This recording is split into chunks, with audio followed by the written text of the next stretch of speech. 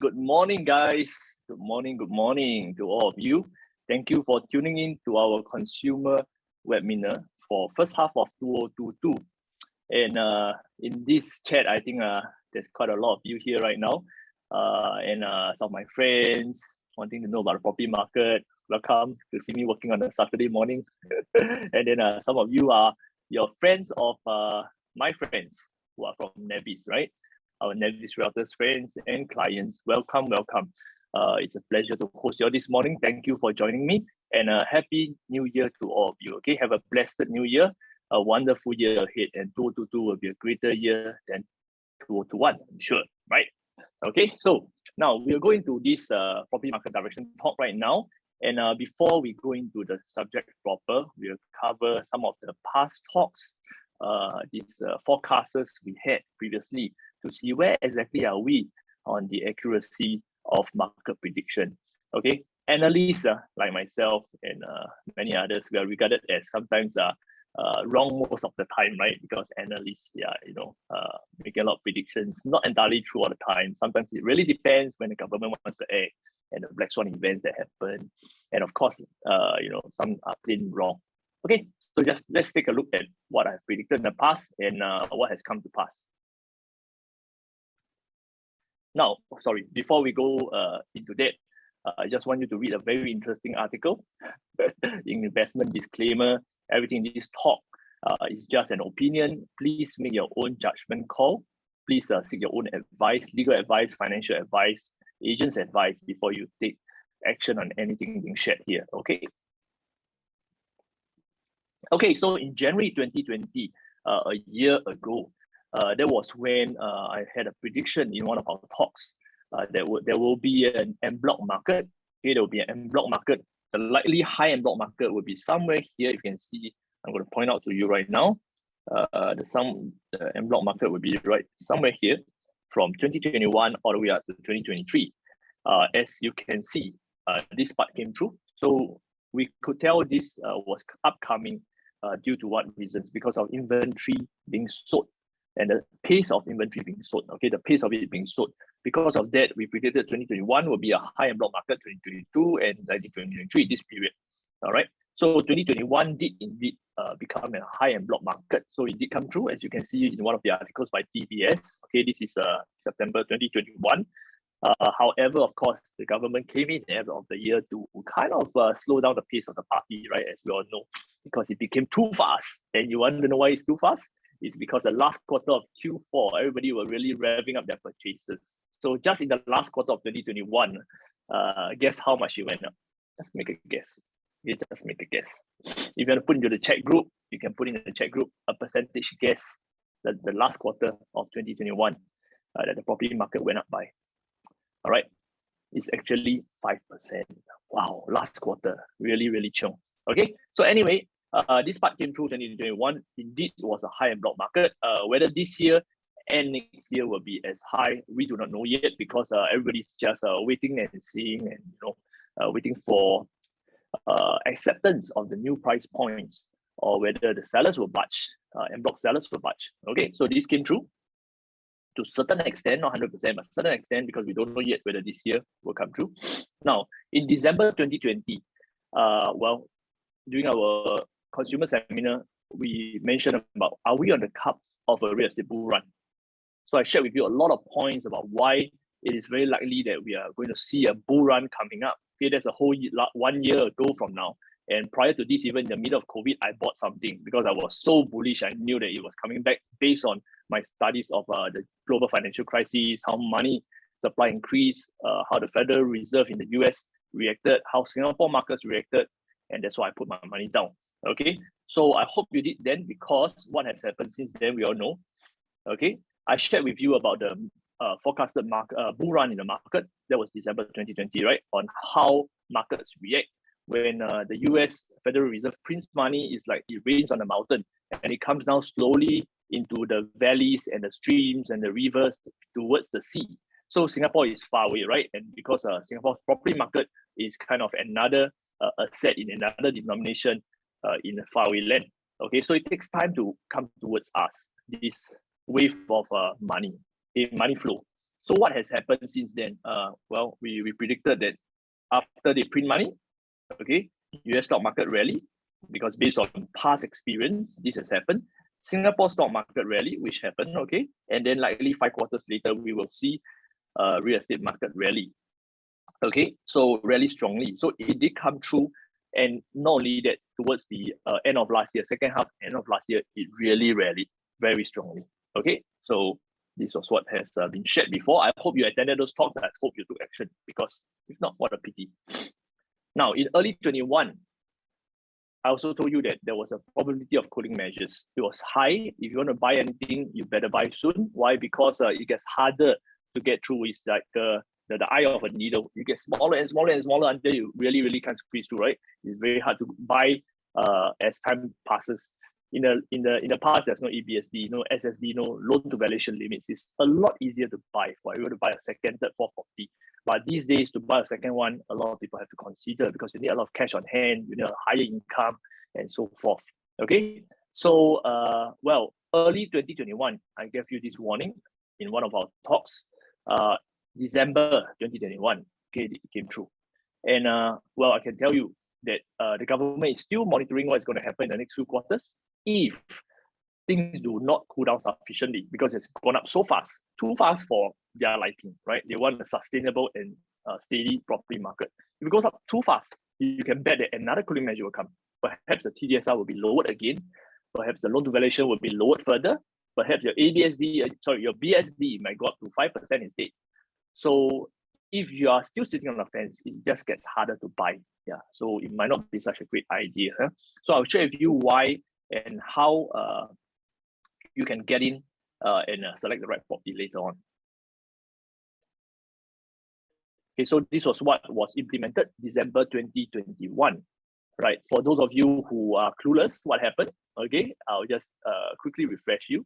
Well, TDSR has been tightened from 60% to 55%, which makes it harder to buy. You need to earn a higher income in order to qualify for the same amount of loan. All right, your higher ABSD rates. Okay, so for Singaporeans, your second property used to be 12%. Now it's 17%, 5% more, 15% became 25% for third property. Okay, for PRs, your second property, right? First property, no change. Second property is increased by 10% from 15 to 25%. For third property, 15 to 30%. Okay, that's double. And then for foreigners coming in, from 20% ABSD to 30% ABSD. Very, very painful, right? But I'll show you later why it's not actually so painful for them. All right. Okay. So entities wise, any businesses buying residential property, which is quite a rarity these days compared to long ago, where a lot of people use BVI companies, shell companies to buy, right? These days, very few people use that way. But it has went up by 10%, from 25% to 35%. Okay. So these are mainly for your private properties. Okay, because private properties really went through a lot of growth in the past few years. Whereas you can see in the purple box, okay, the purple box number 3, loan to valuation for HDB granted loans only went down 5%, and only for HDB granted loans. So from 90 to 85%, which is really nothing much, to be frank. It's a very light touch of the risk. Just to I'm guessing, just to show the world that just to show Singaporeans that you see, we are targeting the whole market, not just private owners. Okay, so people feel a bit more comfortable that it's a market-wide measure. All right. So it is important for us to note. Okay, this is a chart by Huttons research by Zetek. Okay, it's important to note in the past when the first time cooling measures were implemented. Okay, first time, which year was that? Was 2013, right? 2013 when cooling measures were implemented, volume came down a lot. Okay, you can see over here, 2013. Okay, after the cooling measures were implemented, volume came down drastically from that amount. Okay, why? Because, well, people were, over here. Okay, people were very much afraid and unsure how TDSR, such a drastic measure, will correct the market. People were very unsure because, well, by then, right, ABSD was very costly, loan to valuations were low, TDSR was a nail in the coffin. So everybody took a wait and see approach. And then subsequently, we had in 2018 an increase in ABSD, lowered LTV. Okay, but this time round, it was no longer new, right? TDSR, we came to live with it. The markets did come down, not by much, but about 11% over 5 years, and then bounced back. Why? Because Singaporeans' balance sheets, household income, household wealth started to go up again. So people could afford to buy. And because earnings caught up, household median incomes caught up. All right. So by this point, when there was another cooling measure, okay, well, the market reacted once again. Knee-jerk reaction. Everybody likes to wait and see, right? Passivity. In my blog, I write about passivity. People like to take no action because no action seems safe. Wow, but no action actually can be dangerous in investment because time is ticking, no matter what. So you can see that over here, it went down 1 quarter, 2 quarter, 3 quarter. By the 4th quarter, it bounced back up to the same high. Okay, beyond that, of course, we had COVID coming in. Lull at the end of the year is common, and then COVID coming in. So we discount this because this is definitely a period where people can't even be mobile enough to see houses. But otherwise, within 4 quarters, it bounced back because people were already used to it. Acceptance is there, right? Just like GST, we complain when it happens, then we also accept. Then after that, it becomes normal. Okay, we don't even think about it when we buy something. So general acceptance of cooling measures in 2018, it took 4 quarters to be okay. Let's go and buy again. Forget it. Government is not going to remove it. And the market, most importantly, the market isn't really coming down. Why? Because there's no sell side pressure. There's no panic. Okay, by 2018, what we saw was there's no panic because why? The financial system is robust because of TDSR. New people are buying, a lot of people are buying and had a lot of good financing. Even in a market downturn, you don't have to worry that they were dumb because by and large, they have put down a lot of money. By and large, they have good incomes to support their loans. Now, for this time round, what we see is that volume should recover within the 2nd to 3rd quarter of 2022. So currently, we expect volume to still be affected because, as usual, everybody likes to wait and see, right? And that's the majority of the consensus and the herd instinct. So when that happens, and of course, with the media, what I call propaganda, whatever you read in the news, is there to either make you take more action or slow down your action or take no action, okay? So whenever government puts out a lot of articles about, wow, it went up so much, be careful, be cautious, guys, don't keep taking loans, be very wary. You know what the government is trying to tell you.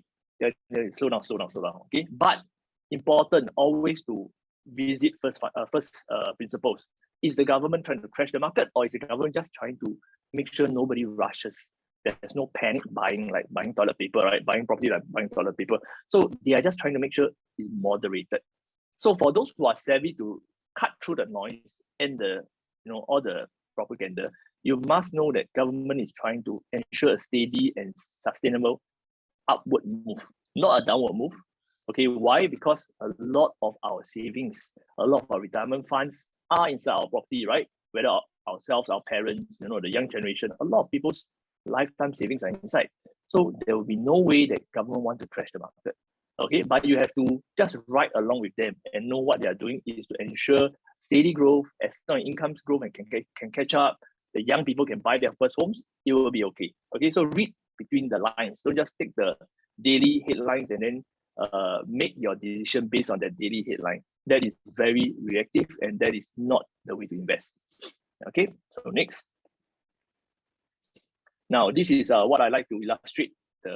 How I like to illustrate the Singapore property market. It's like a tightrope walk. Okay, so the government is holding on to this this balancing bar, and there's the fund inflows coming in. These fund inflows are from where? Well, we know foreigners coming back into the market to buy because liquidity. These funds are cheap. Fund flow is always looking for quality assets, right? Okay. Then there are also global uncertainties that the government got to balance because something like COVID could throw us off totally and create a lot of unemployment. So they have to balance, all right? But there are a lot of market stabilizers already in place. So you have to know that you're investing in a quality asset in property. That's why I also put my money in it, right? As much as I can, okay? So there are a lot of market stabilizers in case of strong winds or just somehow someone rocks the boat, right? So there are stabilizers like TDSR, the ABSD, LTV limits, loan to valuation limits, GLS supply, okay, all these things and more, okay, developer side guidelines are there to ensure market is as steady as possible. Why? Because in investing, there's always risk and volatility, right? Volatility. So with stabilizers, you lower the volatility. Even in high winds, this particular rope doesn't swing so much. Okay, that's important. No, and even worst case scenario, even if let's say a very huge event topples the tightrope walker, which is the government holding on to all of us, right, our properties. Even if it falls, don't worry, there's a safety net. Okay, there is a safety net. You will never lose money 100% with properties. Why? In most properties, I caution most properties. Why? Because whatever the case, all these cooling measures, market stabilizers, when removed, right, if they need be such a bad event happens that they have to lower ABSD, increase the LTV limits, increase TDSR or suspend TDSR for a while. Okay, not right lightly, but I'm just saying. Okay, these will all heat up the market as we've seen in the past. In 2017 March, when they reduced SSD, straight away a lot of people came back to buy. A lot of developers came back to buy land. Okay, so we have to know that the risk is very low. Okay, so next.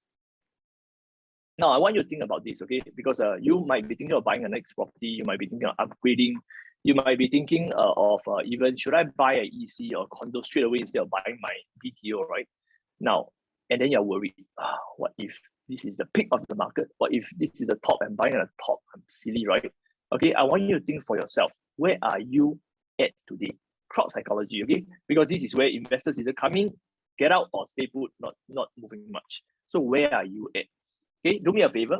I just want to see your responses. So you can put into the chat group. Okay, you can put in the chat group, which are you at today? Okay, which are you at today? Okay, please participate. Are you at despondency, the worst of worst, you capitulate totally, throw it, I give up, I'm not buying anything, I'm selling off all my property? I don't think so, right? Are you still depressed over what has happened? Are you hopeful now that we are at the end of our the worst and recovery is on the way? Are you at relief, or are you even at optimism? Okay. Now, I'd like to see some of the answers. If you can join me, put into the chat group. Okay, so I can read out some of the answers and let you know what other people are thinking. Okay, it's very important that you participate. Put in your answers. Okay, you know why? Because some of you are naturally biased towards negativity. You're always depressed. Some of you are always excited. Some of you are always optimistic. So if you are biased, you will find that you have blind spots because you're always depressed. You say, market went up, it's going to go down next month. It's going to go down next month. It's going to go down next month. And you are forever thinking like that through life and you never buy anything. And those of you who are optimistic, you may be forever optimistic. It's going to come up next month, and so forth. And it's also not good for you. Okay. So it's always important to know your blind spots. No, I'm naturally a cynic. I'm always bearish. But I know I need to back up my bearish bias or correct my bearish bias through looking at numbers so that I can be convicted what to do, and I can be also convicted that, okay, this is the right way. All right, that's why I'm so data heavy. I know some of you on hardware zone and all are saying I'm very data heavy. So be it. Okay. Now, Julie is hopeful. Good, you're in a hopeful this stage. We have those in the optimism stage, panic stage. Wow, there's one of you still in panic stage. Panic stage. What is there to panic? Omicron, maybe? Okay, I'm not too sure. Some people are saying Omicron is actually the natural vaccine to COVID. Excitement. Okay, some of you are excited. Exploring. I'm sorry, there's no exploring on this cycle of emotions. You might want to try again. Okay, some of you are thrilled. Okay, thrilled is thrilled is almost the top of the market. Okay, low risk. Low risk isn't one also. You can try again. Optimistic. Okay, suggest a pull in the future. Okay, I know. Yeah, thank you so much. Hope. Another one is in hope. Okay, so a lot of you are most of you so far, I see, scroll down, are in a hope, relief, optimism stage, because somehow you feel that we might be past the curve, the bottom of the curve. Yeah, we have a few more hopes and so on. Okay, thank you so much for responding. So it's important to know the general market. If you are in panic stage or still in depression state on the market, know that people around you might not be. People around you might be buying into the market, and like it or not, the majority of the crowd will change the market. Okay, the majority. This is just a sample size, of course, but we got to see what the whole market is doing. Is the market, are they all in depression state, despondency state, panic mode, which happened right in a COVID period? That was the best time to negotiate and buy. But right now, a lot of them are relief in hope stage. Okay, so a lot more people are comfortable taking some risk, putting their money down. And you might not be wanting to wait and wait and wait. Okay. Now, just to let you see an overview across major global asset prices is important also. I know some of you invest a lot in overseas China stocks, US stocks, and so forth. Some of you don't at all because you are more risk averse. You might also not like to have to monitor all this volatility in the investments. So, but it's important to know because when we compare property in Singapore, it's no longer something that just Singaporeans will buy to stay in. It is a global asset class. Singapore itself is an asset class. Okay, why? Because people like to hold the Singapore dollar. It strengthens year after year after year against most currencies. So we must know what are investors looking at when they finally want to invest. Where is cheap for quality assets? Okay, investors are always looking for cheap, good upside potential, quality assets. All right, and well, of course, there are some speculative assets, but we'll take a look at the major ones making the news. And then we will see whether they have gone up by so much that people might just be thinking of diversifying even. Okay, so let's get started. First, the STI, our Straits Times Index. This is the performance pre-COVID, somewhere in early February. It went down 32%. Okay, a very drastic drop, 32%, and then since then it has gone up to minus 5% since pre-COVID. We take pre-COVID as an indicator. Why? Because pre-COVID, everything was smooth sailing. Well, a lot of DBS, our Ministry of Trade and Industry, and various other banks and were all and government bodies were all very bullish about the economy until this Black Swan event struck us. Okay, so an investor who holds $1 million or let's say $500,000 in STI would have seen his wealth drop by 150K during that period. Some of them might have capitulated. They would have thrown in the towel and said, I give up, I can't see it anymore because it's very volatile. It can go down so much in a day. Some of them might even get margin calls and so on, and we cannot hold on to their stocks. Okay, we use STI by the way instead of individual stocks because there's 1,001 permutations, what you hold, what he holds, and so on. We can only use the benchmark. Okay, to be fair. S&P 500 for you who invest in the top 500 companies in the US. Okay, when it went down during the COVID incident, it was 36% from the peak, and then it ran up all the way up to about 39% from pre-COVID times till now. If you take the bottom to the top, it's more than that. It's probably 60 plus to 70% growth by now. So it's gone up a lot. In the past 1 week, you have seen it correct because a lot of tapering were mentioned by the Federal Reserve. So investors get scared. And for some quarters of the market, they are saying that it's almost or at the peak already. Are you sure you want to buy into the S&P 500 at this point? Although the long-term returns is really very attractive, one of the best in the world. Okay, so this is how S&P has performed. Bitcoin, I know some of you, some of our teammates are also speculating in Bitcoins. I personally do not buy that. There's no underlying value, so I'm scared. I'm a chicken. So you can see here that you went up by 310% pre-COVID till now. I don't even put down the correction, it's negligible. Okay, it's gone up by 310%, but it's super volatile. Once it goes up, say 60 plus K, it can come down in the next few weeks to half the value. So not a lot of people have the risk appetite to take on such investments. Okay, so even if you put some money there, most of us will not put too much there. And then we take a look at gold performance. Gold this time around isn't the star player in a volatile market, not really so because there's a lot of alternatives like cryptocurrencies people turn to. So gold is kind of losing its luster. Okay, we went down 9% during COVID, all right, and then went back up till date, right? It's about 11.8% since pre-COVID till now. Not fantastic, honestly. There's a lot of instruments that outperform gold. And then let's take a look at our private residential properties since COVID. During COVID, it went down 14%. Okay, at the bottom of it, we got to see the bottom over here, 14. Okay, then since then, right? Okay, from the pre-COVID till now, okay, we can only take up to November because December's results are not all out yet by URA. So it has went up by 15% since then. Okay, outperforming gold. It dropped 14%, but it did not drop a lot also. So it's not as volatile as real estate is not that volatile. So if you're risk averse, great instrument to go into. Okay, so you can look at that performance. Now, let's dive a little bit deeper into real estate in Singapore's different segments. Okay, so how has landed, HDB, and non-landed markets performed? Non-landed markets refer to what? Condos, apartments.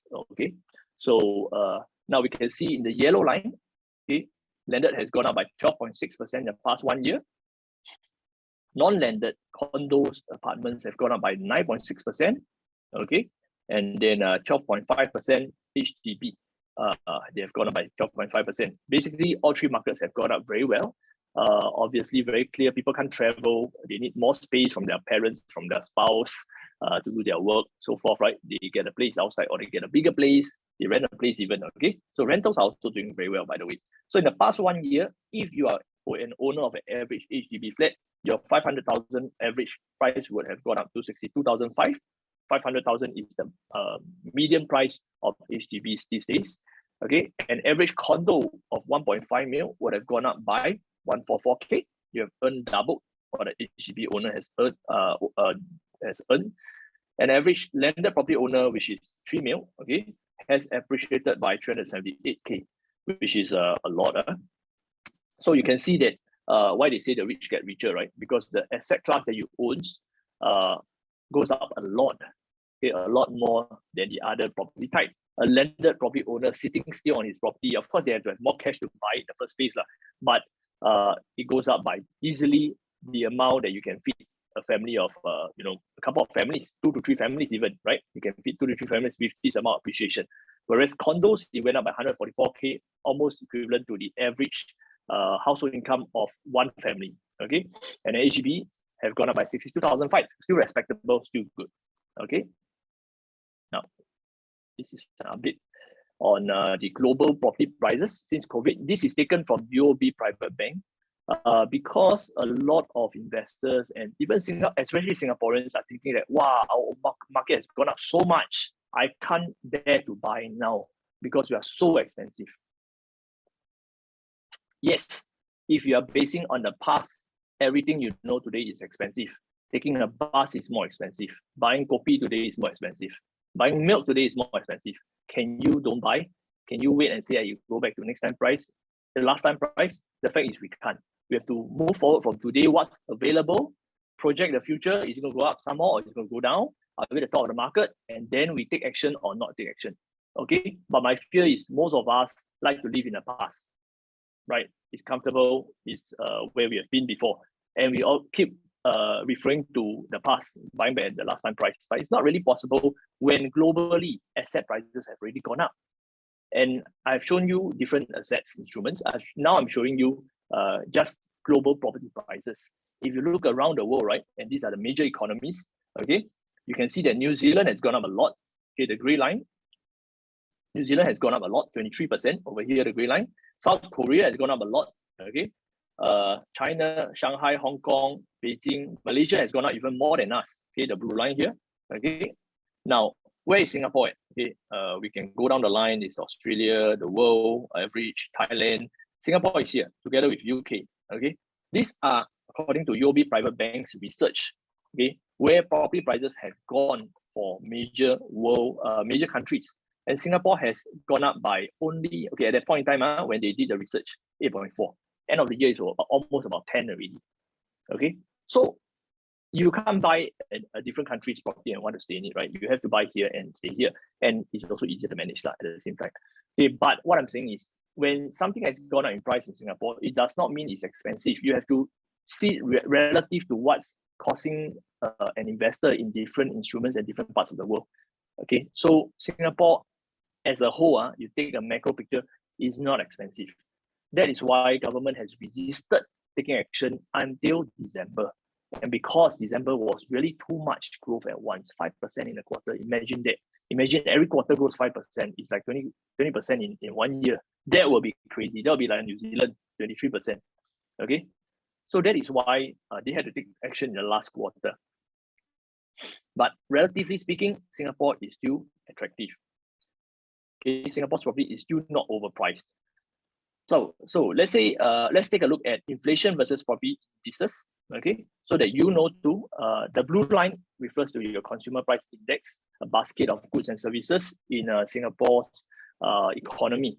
So you can see over the history of since year 2000 till now, if you had a landed property or a private or even an HDB, you would have outperformed. Okay, this index tracks the performance. Okay, the performance which performs at a higher return. Why? Because you want to outperform inflation, so that it's a hedge. Whatever you earn doesn't get smaller and smaller. Okay, so you can see over here, these three have outperformed inflation, just from a point of view of hedging against rising costs of living, which is an eventuality. Okay, GST is also going to increase, you know that. So you have to buy into property. Okay, the more you buy into property, the more you're hedging your funds. If you do not, you're putting money into into just your bank or your fixed D, you would suffer. In the long run, you will suffer. Even at worst, you are very risk averse, put it in your CPF or ASA. At least it can help you to hedge against inflation.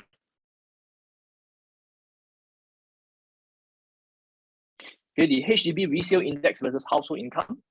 Well, there is still growth prospects for HDB market.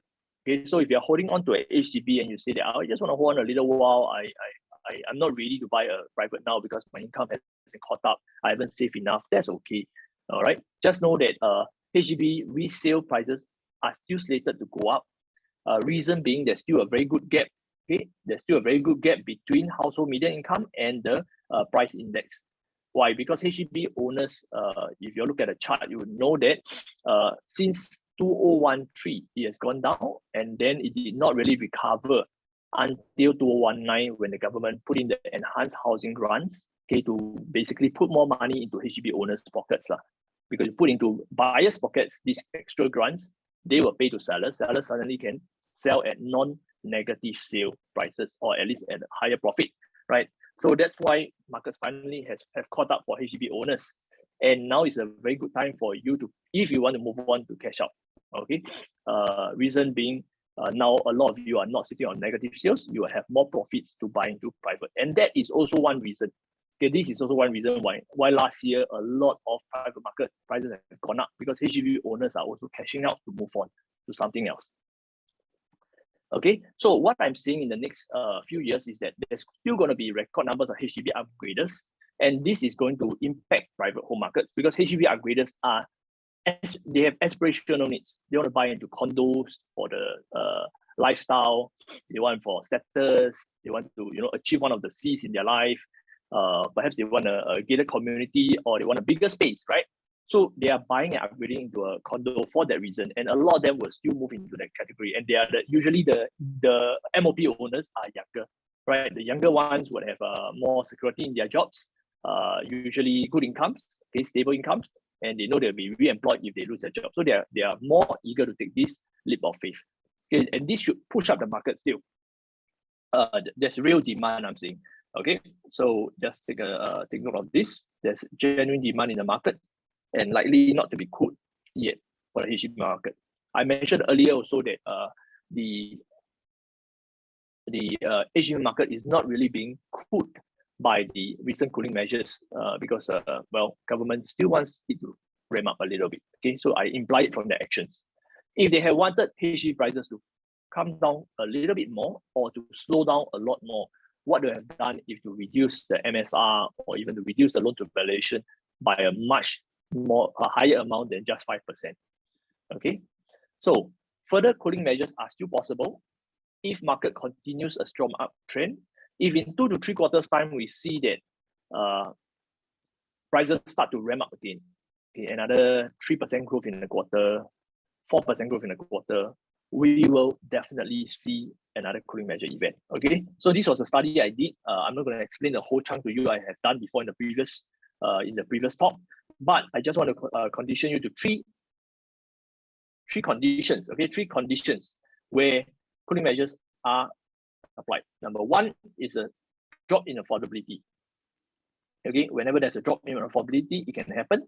So this is the gain or drop in affordability. You can see that in the last quarter, it was 10% drop in affordability. Okay, and then when it was early on, when it was 18%, right? It was okay. The 18% one had a drop, had a cooling measure event occurred. The 8 one didn't have. 7% drop in affordability, cooling measures happen. Okay, so second, it could be also that income to property price index ratio drops too rapidly. Okay, for example, from 53, it dropped to 43. Cooling measure event happens. If it doesn't recover and keeps dropping, right? Like 51 to 47, it keeps dropping, then there will be more cooling events, cooling measures. Third, when 52 or below, the income to PPI ratio is 52 or below. Note that we are currently very close to it. We are 53. Okay, barring I do not have the latest median income numbers for 2021. Okay, so we could tell ahead of time whether a cooling measure event is on a near horizon or a far horizon. Okay, so if our income to PPI ratio currently is about 60, 63, 65, very likely we are still far from a cooling measure event. Okay, so now we are really near, very near to the borderline case. So it really depends the next second, third quarter, how the market reacts. If it goes sideways, no cooling event, very likely. If you go, affordability goes down to 52, 51, 50, and so forth, definitely another one is coming on the horizon. If it goes up, starts to ease off, which I think is unlikely because of different reasons I'll cite later on to you, then well, if it goes up, then likely no cooling event because it has sufficiently cooled. Okay, what we also need to know is that there's very strong holding power among the masses. This is a chart showing your household net worth in Singapore versus property price index of non-landed properties. Okay, you can see a very steep climb in the blue line. Okay, a very steep climb in the blue line, showing that household net worth is growing much, much faster. So there's low risk of prices correcting, because even if correction happens, right, people who are sitting on strong household net worth will not be selling. They will be like, okay, I'll wait until market recovers. I'll rent out first. It's okay, I will not sell. I'll wait and make a profit and I sell. You know, people have that mentality when they have money. When they have no money, no jobs, then it's a different thing altogether. Or there's over leverage. What will happen is then they will be dumping their properties. Okay, which is an event we don't want to see happen. That's why there's TDSR. Price indices rising across all residential segments. Okay, this is to show you the last high, where are we above the last high. So in the landed segment, the yellow color one, we are almost 10% above the last high. Okay, the last high was clocked in 2013. That was 8 years ago. 8 years ago, 10% above last high. Condos, on the other hand, are 13% above the last high. And HDBs are just 4%, slightly above the last high. So that's why I also say that HDB owners have a long way to go to gain more. Okay. However, just take note, of course, you can gain 5% in your HDB, but it may not, because the denominator is low, so it may not even be more than like a 2% growth in a private condo, because the denominator is much larger. Every 1% growth in condo or landed goes up a lot more. Okay. So well, demand by upgraders last year was likely fueling this private market growth, because a lot of them were selling, moving up, right? A lot of BTOs in the past 2 years, especially. So a lot of them are buying into private homes next. Now, which segment then in private market is there value to be found? Okay, this is what I have found out. For the OCR region, the yellow color one, OCR region refers to regions that are outside the core region. Okay, so places like Tampines, Pasir Ris, Yio Chu Kang, Punggol, or like Jurong. Okay, these are all the OCR regions. Okay, or your Bukit Panjang OCR regions. So it's gone up 16.5% on last high. RCR region, okay, RCR region refers to the brown line or the orange line, is 21% above the last high.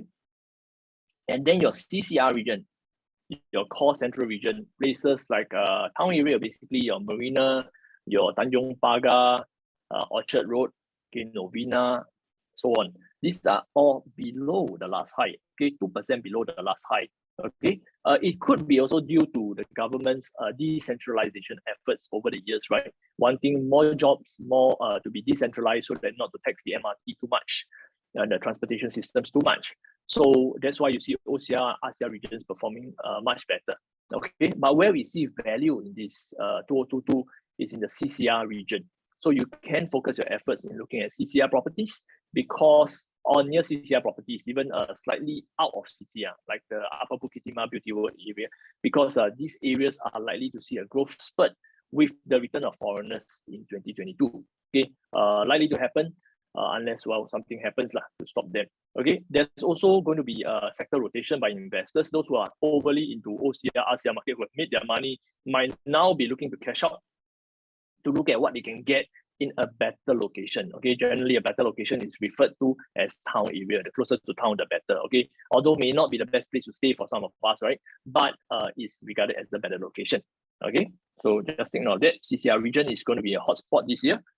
Post-crisis, I want you to just take a look. Okay, these were the previous crises.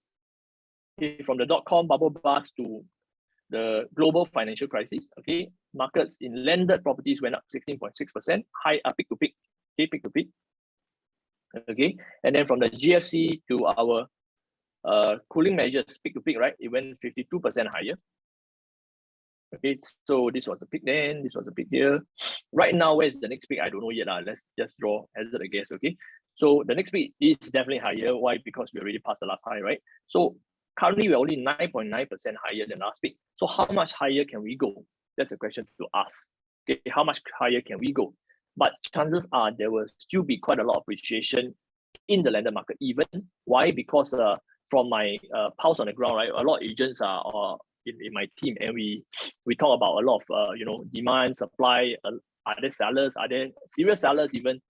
In this market, a lot of people are holding on. Okay, people are by and large not urgent to sell. Most of them are comfortable. So, and if they want to sell, they want to buy something, and they will find that, oh, I need to have much more profit so I can buy something else. So prices are not soft at all. Okay, so with this in mind, when sellers are missing, basically missing or not really serious, you can expect prices to go up. Okay, despite this window of time. This window of time is when people are not sure, right? Post cooling measures, people are not sure, hey, how is it going to go up or down or not? So this is a period of time where sellers are also thinking, how is this my best time to faster sell before it maybe will come down? Maybe, I don't know, but maybe what if I already so much profit, maybe I should sell already.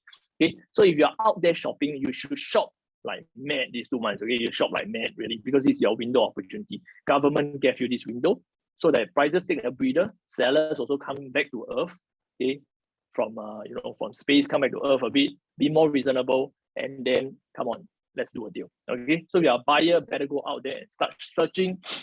Sorry, just a minute.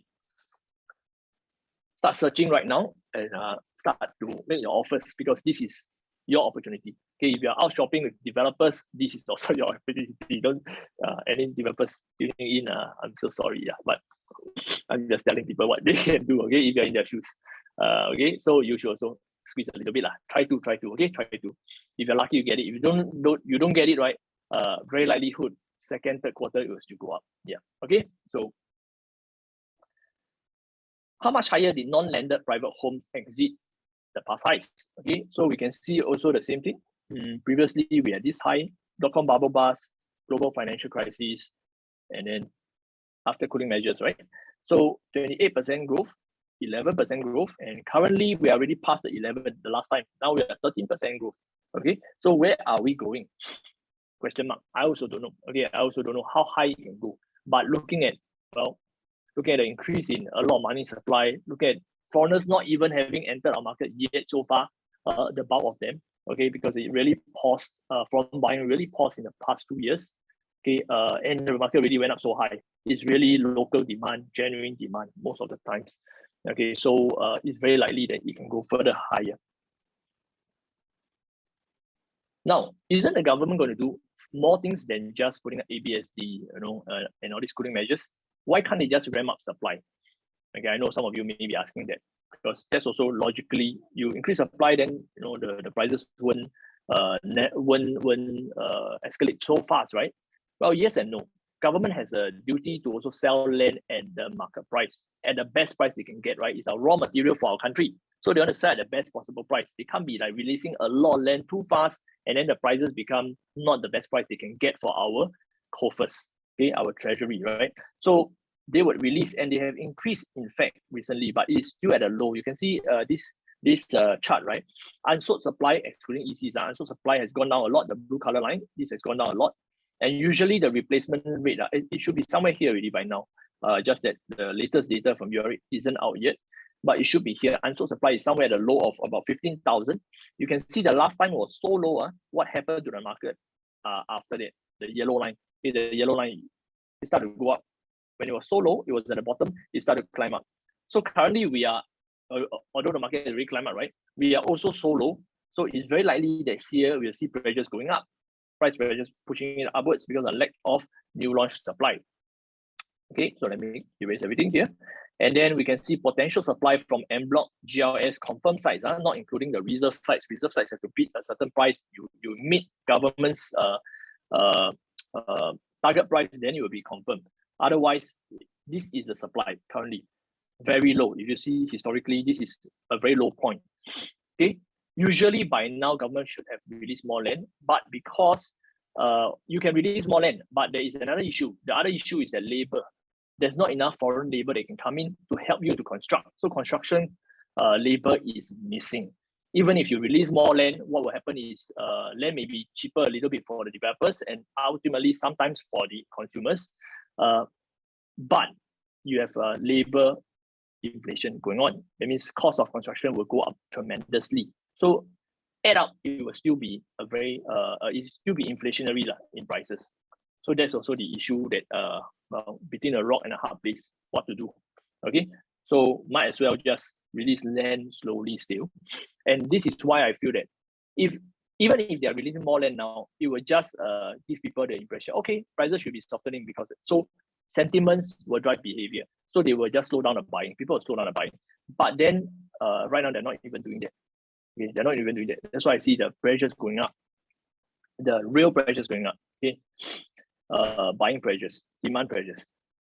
Okay, next we take a look at low supply of completed private homes against record MOP upgraded volume. What I have mentioned to you as genuine demand in the market that is really driving the market. You can see the blue bars, these blue bars, okay, all these blue bars here refer to MOP volume every year. Okay, you can see since 2019, there's been record volume, okay, driving the market. And then this is still record volume considering that the past volume was super low. Okay, so 2021 was also very high volume. 2022 is also very high volume of upgraders. And then it starts to moderate only in 2023, 2024. Okay, now all these upgraders since 2019, 2020 were upgrading, moving to a private home. For most of them, of course, some of them would sell the HDB, buy another HDB, but it's very few of them would do so. Most of them will sell HDB and then they try to move up into a different asset class, okay, a private asset class. So what we are seeing here is this year, okay, this year 2022, there's still a lot of upgraders, and this should continue to fuel home prices. Okay, local domestic demand, real demand, not your speculative activity, not your investment demand even. Okay, although yes, some of them who made sufficient money from the BTOs, they sell it, they buy a home, they have excess cash, they may buy a second property under their wife's name, their husband's name. Okay, so what I'm saying here is you can expect high growth this year too, within 4 to 6% forecasted. The property market should still grow 4 to 6%. Only next year and the year after, then we can see moderated growth, slower, maybe 2 to 3% per annum. Okay, but it should still grow until well, probably at least 2025, 2026, which we don't know what's going to happen because this part depends on supply confirmation. At this point, we do not know yet whether the red line will continue climbing. Yeah, because as of now, there's a lot of backlog in construction, delays, delivery of even HDBs, they are delayed. Completion, even private homes are being delayed. So we are not too sure yet how much supply will come up then.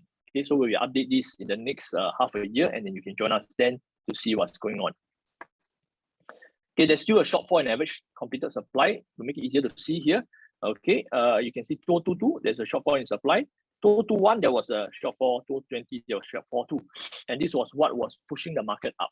Because when choices are not that many for completed homes, people have to fight for the same pool of homes, and that drives prices up too. Okay, and even in 2023, 2024, even if it meets the average 10-year supply, it's not a lot. It exceeds or merely just meets it exactly. So it's not going to make up enough for all the shortfall that we are seeing currently. And then in 2025, you can see a drastic shortfall effect. Now, this year is 2022. To build a home these days, you need 4 years, or some people would say 5 years even for the delays. Okay, so that means by 2025, it is very unlikely for you to see drastic supply coming in this year. So we will see a massive undersupply looming in 2025. Okay, so just let that sink in. 2025, so from now to effectively 2025, there is quite a clear path. Prices are unlikely to be pressured downwards by oversupply, okay, because there's so much demand and not enough. Okay, government is not likely to want to crash the market, right? They at most want to slow down the market. So unless there's something we can't foresee, otherwise it's pretty easy to predict what's going to happen. Okay, because real estate is a very slow moving market. We can have a lot of data points before you even move forward with our decision. Okay, let me pause for a while, have a drink. Okay, market segment price trends. Just take a look at the different markets quickly, all right? So outside core regions, non-landed properties, okay, when they went down during the COVID period, it went down 16%. Currently, since then, it has gone up by 15%. Sorry, 16% down, 15% up. At this point, the average OCR price is around 1450 per square foot. Okay, the average OCR price is around 1450 per square foot. We can see the rest of central region, okay, sans the outlier event of Canning Hill Piers. Why? Because there's a RCR region property that is close to the CCR region, and that's why the price point is different. It's at Clarke Quay, right? So it's very, very popular, although the region itself is RCR. Okay, so the price point it has gone down at a point 17%. It went up by 13%. At current point is about 1,009 per square foot. Okay, averagely RCR region. For core central region, okay, it went down 18% during COVID, and then it went up since then by 15%, making it around 2005 to 2006 region per square foot, averagely. Okay, whether you are buying a new or resale property, averagely 25. For landed, okay, well, we went down quite a bit during COVID, and then it's quickly rebounded. Okay, the outside core area is currently going about 1,000 per square foot, averagely. Okay, and then you can see rest of central region landed, it went down 71%. To qualify this, I don't think it's very accurate because there's a lack of volume here. So this part we might not want to take it with a pinch of salt, because lack of volume does not accurately represent the market. So we must understand that. Okay, but after COVID recovery, it went up a lot. Okay, but well, the correction wasn't really accurate. So anyway, RCR landed is around 1,006 per square foot currently. And then your CCR landed properties, price point is up to here. Okay, this is not complete data at that point, and it's currently around 1,009 per square foot. Okay, and when it came down, it was about 63% off from the peak. Okay, currently about 1,009 per square foot. Not easy to find even in core central region 1,009 per square foot landed property these days. A lot of sellers are asking higher than that. If you look at new versus resale, from the COVID bottom till today, okay, for CCR, you can see that new properties, the orange line is new property, the blue line is the resale property. Okay, resale properties haven't gone up a lot. Resale properties have gone up by 5% for CCR. New properties have gone up by 20%. Okay, for CCR region. One of the issues could be size, because CCR region, a lot of properties are very big, especially resale properties. So when very large properties are for sale, your quantum is naturally very high. So not a lot of people want to go into resale properties, very large, very old. Some people want, but some can't afford because naturally it goes up too much in price every per 1% increase. Okay, so in pricing terms, there's about 32% premium between old and new. Okay, 32% premium. Okay, next.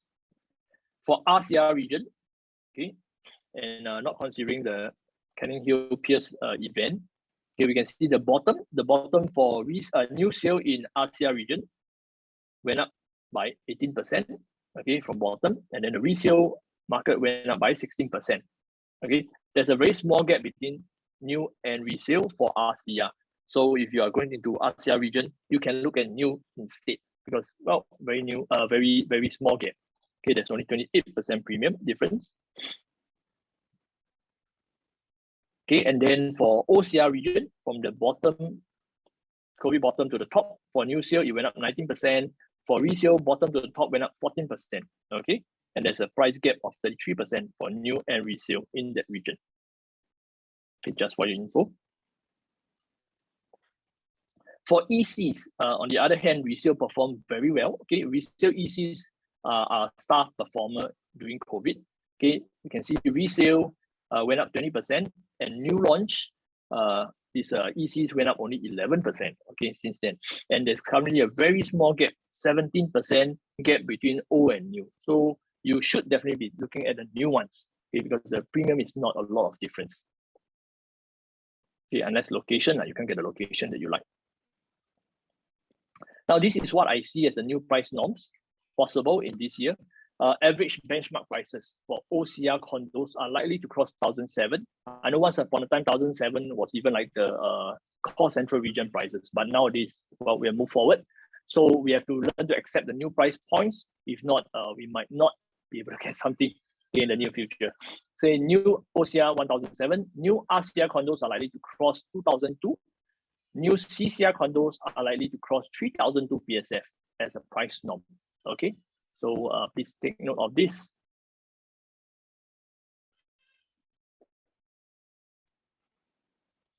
Okay, so to also warn you of investment pitfalls, this is an area that has some demand from our team agents. Okay, because we really want to help our clients, our friends to make money, avoid loss. Well, this is our reason for existing, right? I like to say that we don't only want to make money and sell anything to clients because this is not our team culture. This is not the way we want to serve the community. So we also want you to make money and avoid all these pitfalls. So what are they? There's two primary pitfalls that you want to avoid. Number one, projects that have low growth potential. Okay, I know some of you like to buy into resale projects because of the location, because of size, and so on. But you have to be very careful. Some projects really have low growth potential. They have passed their prime, meaning they are in the stagnation or decline stage of their growth cycle. Okay, so in property investment, right, usually there are three stages for a leasehold property. Freehold property, generally, they resist decline quite a bit. So there are three stages. One, growth stage. Second, stagnation stage. Third, decline stage. Okay, the growth stage, G, the stagnation stage, and the decline stage. You would want to avoid buying here onwards. Okay, why? Very clear cut. You don't want you want your money to grow, right? Yeah, if you want your money to grow and it's not just a roof over your head, then you want to avoid buying properties that are stagnating or worse, declining. Okay, so our guys have been trained to help you to also identify this so that you do not jump into something, although it looks cheap, just be careful because cheap can get cheaper. That's the reason it's cheap in the first place, okay? So just be careful of that. So I just show some examples. I cover the project names. You can approach your agents to find out, okay, more about it. This using our in-house Huttons Analyzer app, okay? So this particular project, okay, I won't name it because I don't want to upset anyone here. I know some of you here might be the owners of this property, and then you take it personally. I feel very sad. Okay, so I would cover it up, but you can see that over this past 5 years, this project has only appreciated by 4.5%. 5 years, that's less than 1% per annum growth. Okay, this is an outlier, so we don't take the outlier. Okay, this outlier could be a lot of could be an error in data entry. It could also be somehow maybe a highly renovated unit that is unlike any other, but yeah, more likely a data entry error, okay? Or a very small unit, studio apartment that is and then there's just that one sale that month. That's why the average is so high. Okay, so we must know how to look beyond all these outliers. And then this is the district trend, 37%. For 5 years, the district itself has gone up by 37%, meaning about 6% per annum. Whereas this property owner who was sitting on it for the 5 years made less than 1%. He lost even to inflation. So it's like a double whammy.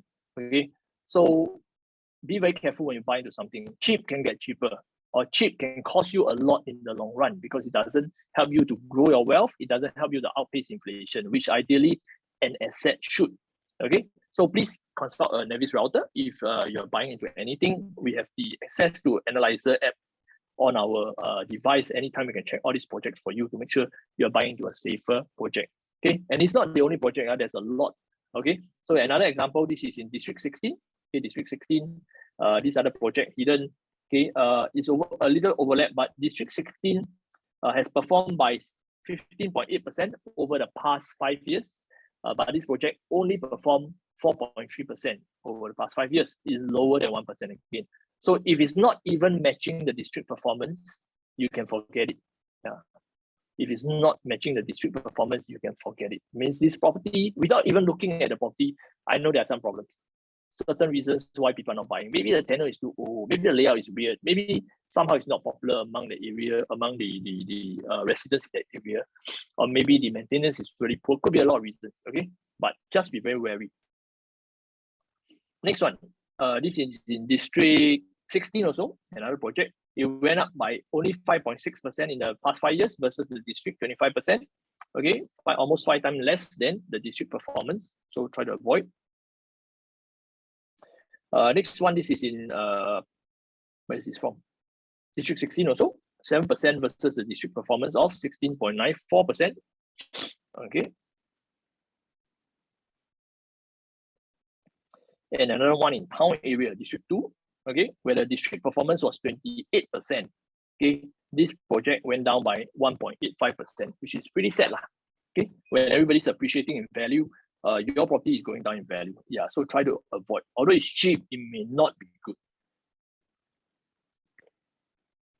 Now, some notes about identifying projects with low growth potential. Okay, usually it's due to aging tenure. Okay, generally leasehold projects between 20 to 30 years old. Generally, because some projects that have en bloc potential may not see the same low growth curve because speculators come in. Okay, second point, lack of demand in the neighborhood, low MOP upgraders in the area because the old neighborhood or there just isn't a lot of BTO estates, BTO upgraders. Then this can also affect your exit strategy. So when the owners want to sell, there are nobody willing to buy it from them at a higher price. Okay, it could also be too high a price quantum, meaning old projects that are too expensive because of size. And people just can't afford because of TDSR these days. Last time TDSR, now you have to abide by TDSR to buy, right? Okay, so delays in construction are fueling prices even in traditionally stagnant or declining properties. Okay, so it's artificial. In the past 2 years, it's quite artificial. Some properties that have been stagnating or declining suddenly see some life in them. Okay, but this may not carry on in the future. Once COVID is over, once construction resumes, people have choices in the properties they can buy. They can afford to wait. They may not buy up another level, another new price high for these old properties. They are already in the S or D segment, okay, stagnant or declining segment or a stage of their life. So you might want to avoid them. Okay? If they show recent signs of life recently, only during COVID, you might want to avoid. Okay, so properties that did not see much demand during normal market boom, as I mentioned, okay, but only experience it from this onwards, just be careful. Okay, next, I mentioned all this. This effect may only last as long as COVID measures are actively in place, likely to be temporary. Okay, so on the flip side, if you're an owner of such a property with low or no growth already, you might want to take advantage of this window of opportunity to cash out. Okay, why? Because then when COVID is over, things resume pace, right? You may not have the chance to cash out at this high anymore. Okay, it's not forever going. If it's aging, your property is aging, you see that, hey, there's people who are starting to view, but no one really wants to offer. You might want to take on this window of opportunity to cash out. Okay, move your capital towards a property with better growth prospects, okay, that can appreciate still in the future. At least you can live in it and you can enjoy the wealth building effects. Okay, so these are the principles that we practice in property wealth planning. One of them being buy and hold forever strategy does not work for all properties, especially the leasehold ones. Okay, so do not just buy and close your eyes forever. This is not the ideal way. Okay, active recycling of capital is necessary if you want to continue to maximize returns. All right, not only make once and then let the money, the equity there stay the same or similar until it starts to decline. Okay, you want it to grow and grow and grow, then you might have to adopt an active recycling of capital strategy. Okay, can get cheaper. Be very wary of buying into properties that are in stagnation or decline stage. Okay. Next, HDB flats with low growth potential. I know I've covered this with you all in probably one of the talks, but I just want to reinforce it's still in play.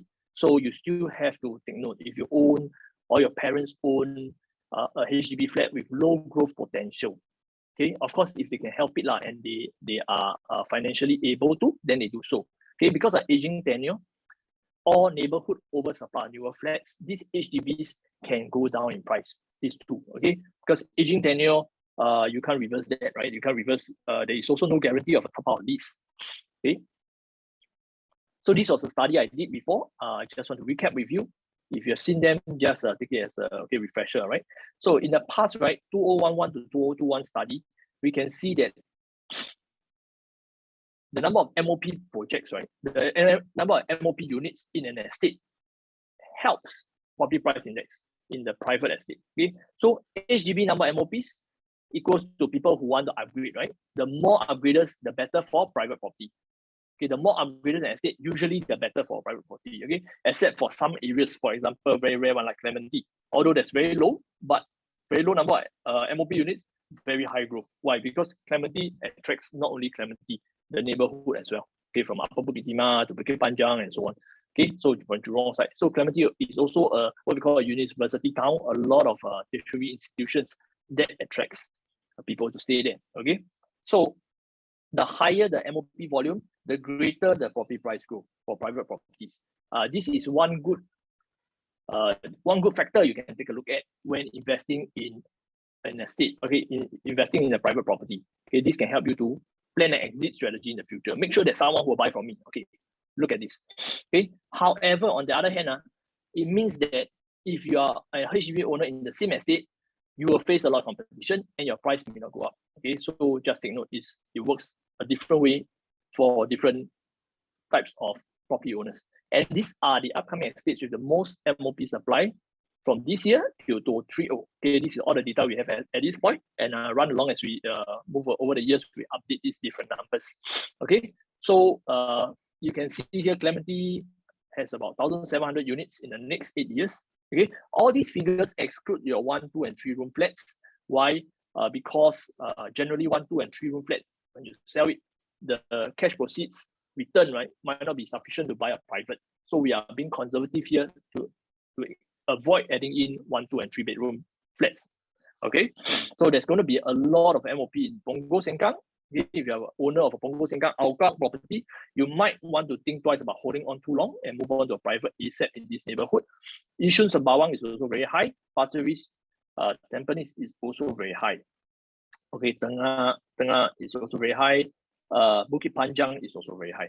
Okay, so if you need these slides afterwards, right, refer to your NAVIS agents, you'll get them, and then they can also advise you which is the better buy across the island. So I'm reaching the end, and I'll just share with you my summary of what we have covered, and furthermore why I see there's more room for growth. Okay, so you can know these are the major points. From this cycle, we can see that the property market has already gone up 27%.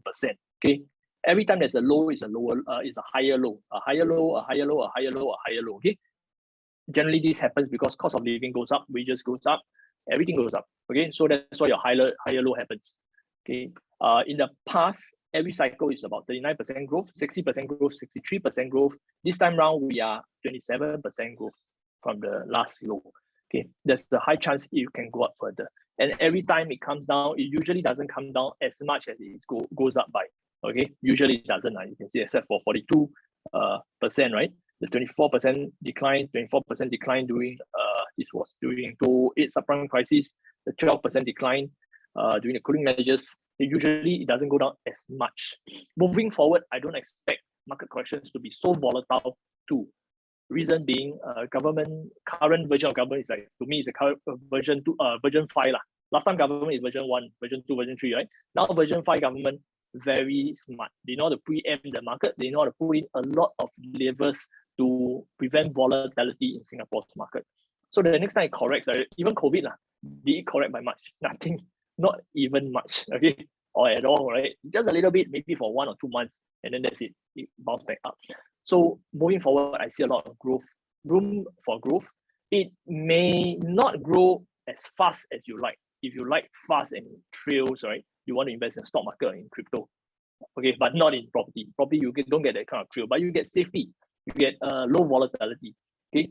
And if you're lucky, if the economy does better and incomes as a whole of the island residents go up, you can bet that the government will release a little bit of the handbrake and let property prices escalate faster, okay? So what you have is very steady management by the government of your investment, which I kind of like, because, you know, all the scholars at the top are really, really smart, right? To take care of our investments, by and large, most times. I know what you're thinking. Some of you are thinking like the Temasek holdings and all these things. Okay. Steadily decreasing unsold supply. Okay, this is a fact.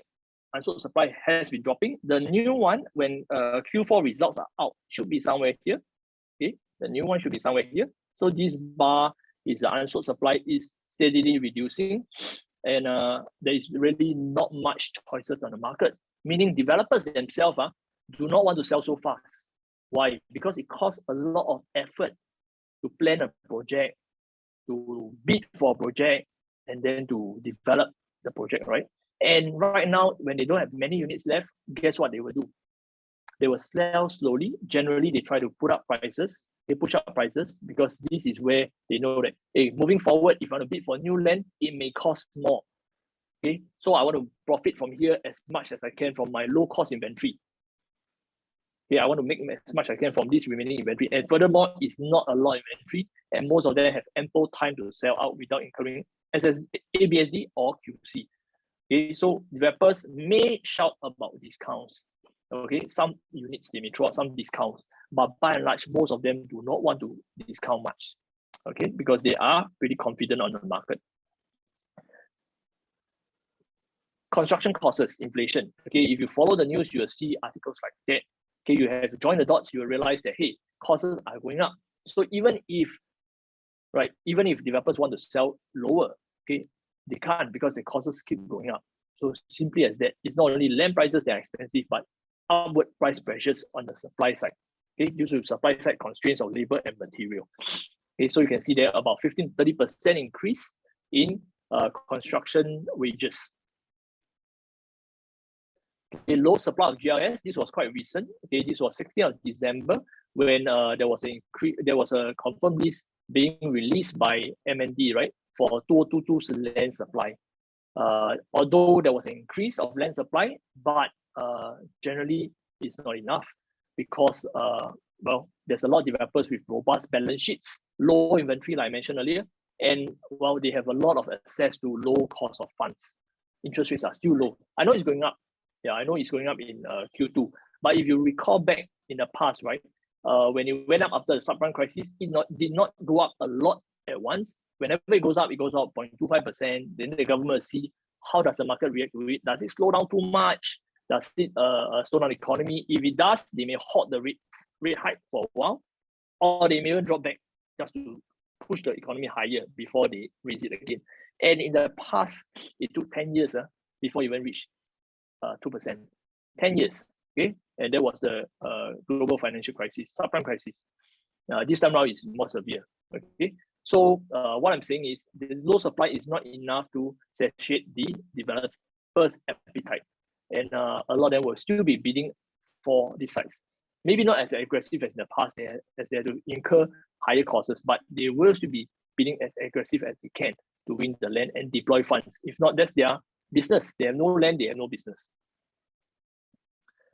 All right, next we have the vaccinated travel lanes. These are set to revive our tourism travel sector, right, and increase foreign investments coming in. Like it or not, this has to come true. Why? Because it affects too many livelihoods. So Singapore government has to push for it to happen. So it will happen, and this will bring in a lot more foreign funds. Okay. Now, why will foreigners come in and buy? I mentioned earlier to you, right? I will talk to you about this. Why do foreigners come in and buy when there's 30% ABSD? Okay, government really foresee that they will come back. Why? Because not only is Singapore a good currency hedge for most countries, okay, but because so far during the crisis, medical facilities have been performing well. Medical workers, the standard of living, the way that government handle the crisis, by and large, is one of the best in the world. Okay, by and large. Okay, so this is a study also on just on the numbers. Okay, foreign investors return on equity in the past 10 years.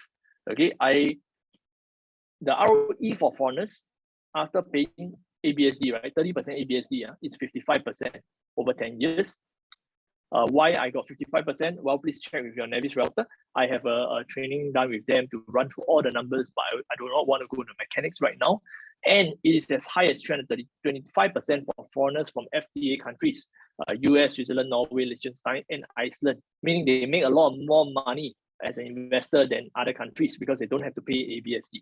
Okay, these foreigners are likely to come in and buy something here when the quality assets is here, a strong currency is here, and then well, ease of management generally is here because our workforce is pretty prompt. Okay, usually pretty prompt.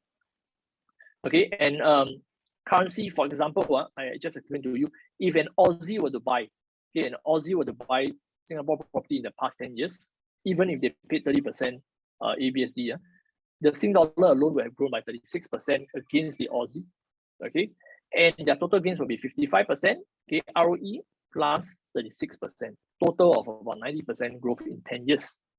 Okay, and then that's about 9% per annum. Okay, so if you look at why the reasons why people buy into Singapore, there are more than one. It's not just property investment, but currency strengths. See, against the ringgit, 27%, against the Indon rupiah, 50%, against the Indian rupee, 33%. Okay, most times Singapore currency goes up against other countries because we don't have to. We are not a net export country. We don't have so much resources, raw materials we need to export, and we have to fight with other countries over whose cost of goods are cheaper, right? We don't have timber or sugar or palm oil to export. But other countries, a lot of them are exporting a lot of their raw materials to services and products. So generally, that is why we can keep our currency very strong and why it's in demand. Okay, for your info. So that's why when the government increased ABSD, they are foreseeing a lot of money they'll be pouring into Singapore when the VTL lanes, when everything resumes. And that's why they're just helping Singaporeans say, we just put this out there, right, to block foreign funds from coming too fast and furious, and so that you can have a chance to jump in and make some money for yourself. If Singapore properties are going to go up in price, Singaporeans and residents, by and large, should be the ones enjoying the growth, right? Yeah, so this is the reason they have to do this. But still, let me say that a lot of foreigners will still come back. Because, like for example, in Indonesians, in the past 10 years, even if the property the property they bought into did not have any returns, it stayed the same. They bought at $1 million, 10 years later it's $1 million. They would have made from the 50% of growth in the Sing dollar against their rupiah. Okay, so and this is, if you go into a longer history, more than 10 years ago, 15 years, 20 years, 30 years, you'll see a consistent trend of this happening. Okay, and there's no choice because the way the economy is structured. Okay, so Singapore's MTI, Ministry of Trade and Industry, has also forecasted a growth of around 3 to 5% in 2022. Okay, last year we had strong growth, about 7%. This year, around 3 to 5% growth is expected. So there should not be high unemployment rate. There should be growth and there should be lower unemployment rate. So the economy will by and large be strong. We can also see there's no oversupply issues, as I mentioned earlier. There's material labor shortages that are impacting completions. That's why there are shortfall of completions, a lot of completions. Further to that, the number of units that are launched in the past few years, they are not sufficient to cover the next few years. Okay, so coupled with record numbers of HDB MOP upgraders and return of foreigners, you can expect a lot of upside pressure. That's why I say the cooling measure then we just saw could be just part one. There could be a part two coming, okay, if the market does not correct enough.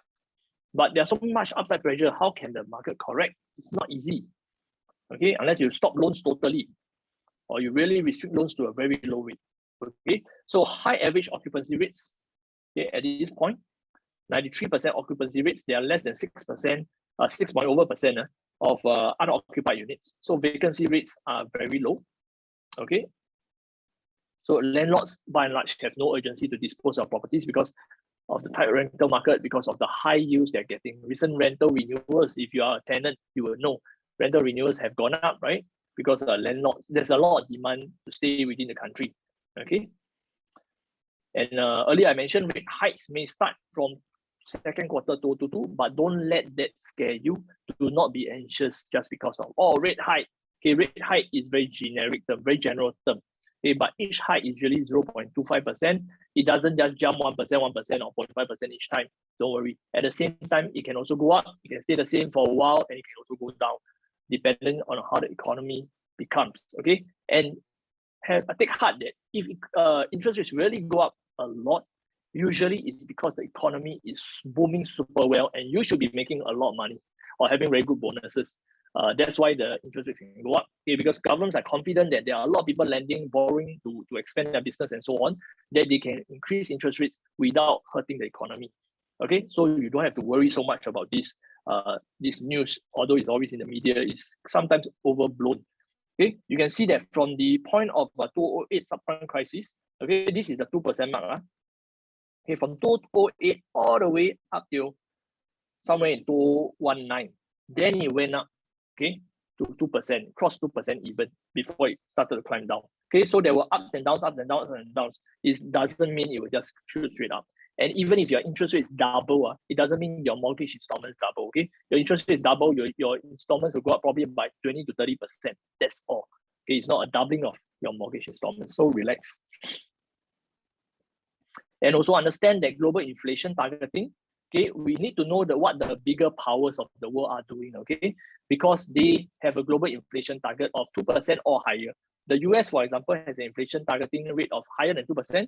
The European bodies have a target of 2% per annum. Okay, if you bother to and you're interested, go and listen to all the G10 summits. Global developed economies generally target 2% inflation.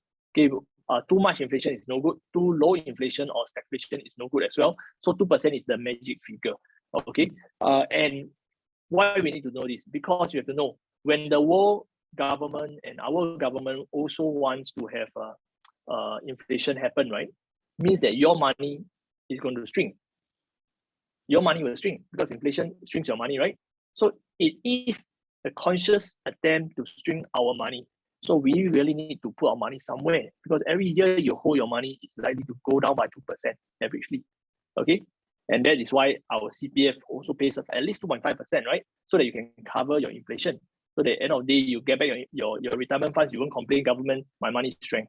Oh, your money has increased because we are paying you 2.5% plus the extras, the extra 1% and so on. Okay, so you have to invest. Okay, so this is my summary of what has happened, and it's not the end. It's slightly coming to the end already, but just give me a few more minutes. Okay, Singapore's properties are transiting into an early to mid-bull market stage. Early to mid-bull market. Okay, it's our view that it may take a breather, maybe for 1 to 2 or maybe 2 to 3 quarters, as buyers pause to accept the new rules and the new ABSD rates, and sellers stick to their guns, as most are not in a rush to sell.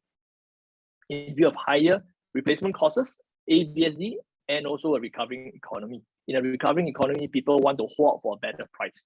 Okay, Singapore properties are likely to be in an early to mid-bull stage, early to mid-bull market stage, and remains attractive versus the major asset classes we have gone through.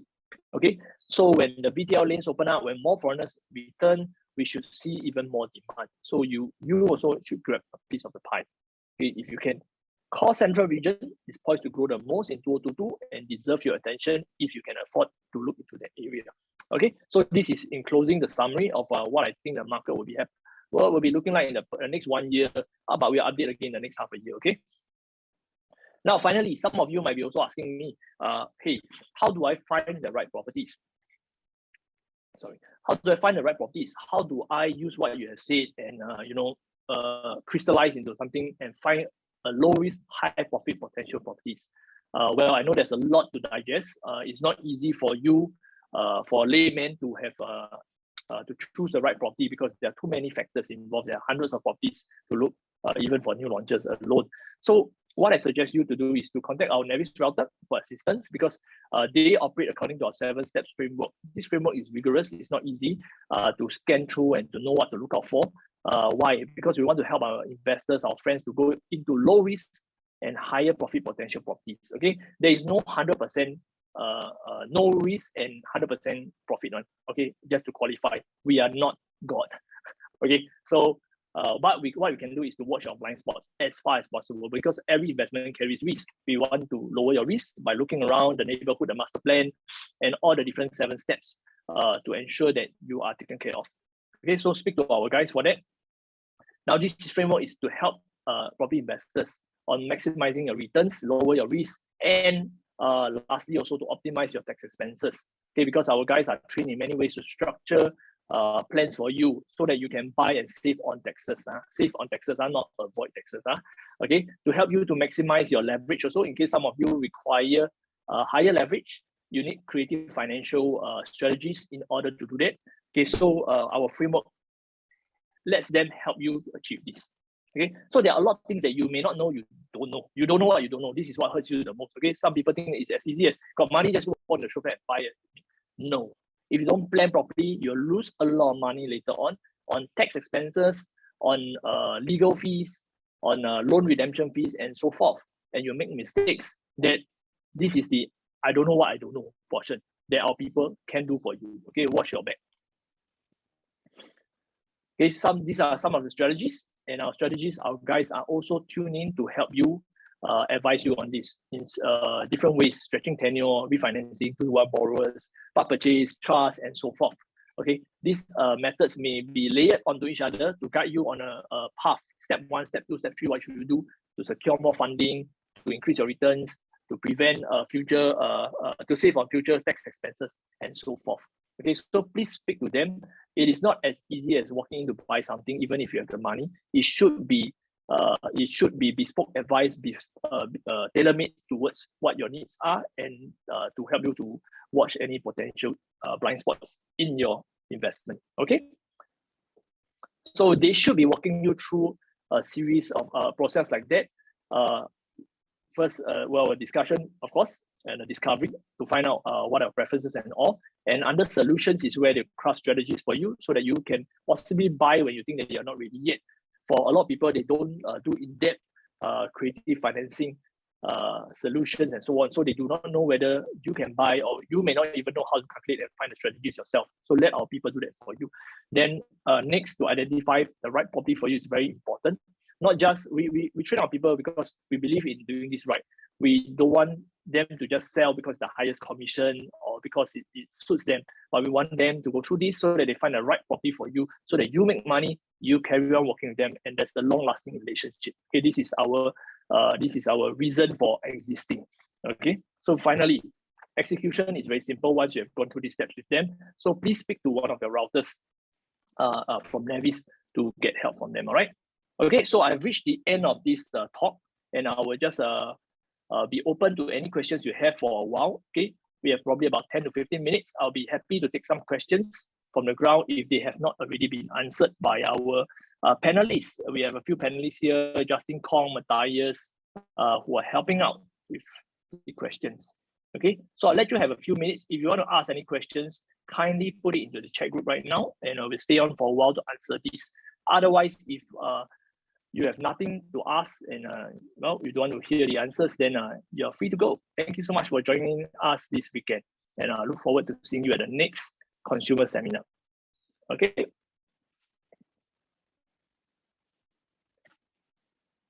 So wait on for a while for your questions, if any. Okay.